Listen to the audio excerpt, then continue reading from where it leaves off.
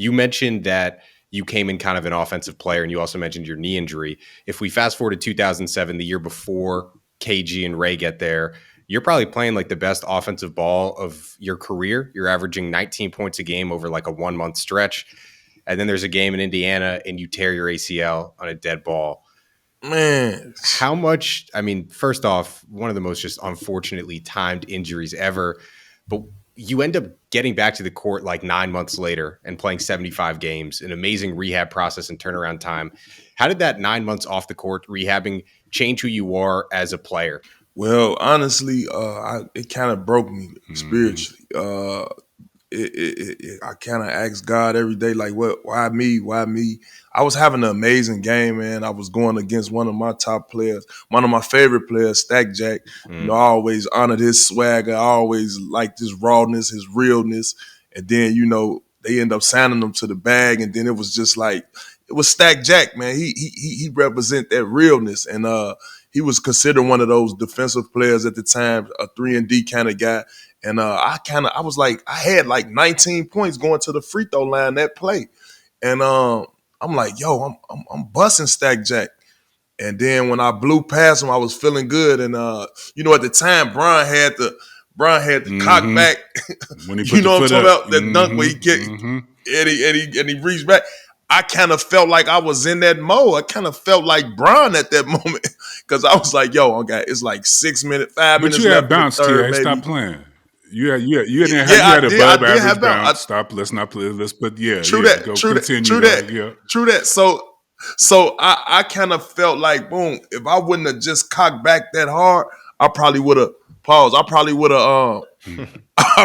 have made that dunk, man. And it messed me up, but I was excited that game. I knew I was in a good rhythm. And before that rhythm you talking about, I was averaging. I remember Pete telling me, you know, he was gonna shut it down for the season. He signed this big deal or whatever, and he looked at me and told me, like, man, ATA, you got the juice, man. Like in the movie. And I'm like, yo, you ain't playing today? He like, no, you got it. That's a hell of a feeling when the vets tell you they're not playing and to go ahead, and you know what I mean? And so when he handed me that throne, you know, I was like, yo, it's up from here. And I can remember like yesterday, me and my boy Al Jefferson, we used to sit on the back of the bus with the stat sheet and just be looking at the stat sheet like, yeah, we about to get paid, big fella.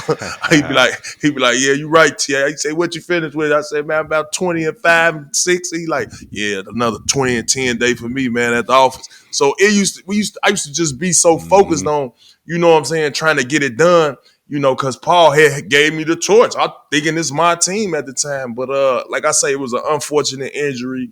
I cringe about it every day now.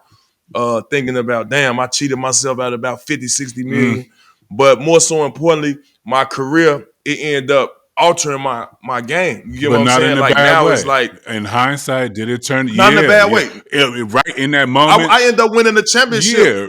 I ended up winning a championship that following year. So, but what it taught me was, it's like, okay, I can't do all the stuff that I wanted to do offensively, but one thing I ain't gonna let nobody do, a motherfucker ain't finna come up in here and outwork me. They ain't about to get no buckets on me. And I play Paul Pierce every day in practice, one-on-one.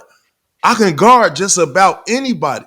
All I need to do is just take care of my body these seasons and be ready to be fit and more conditioned than anybody. And I took that, it's real serious, because Paul, that following year, he used to always make it like, come on, I can't beat none of you young fellas to the weight room. I can't beat none of you young fellas to the treadmill. I can't be the first guy on the court.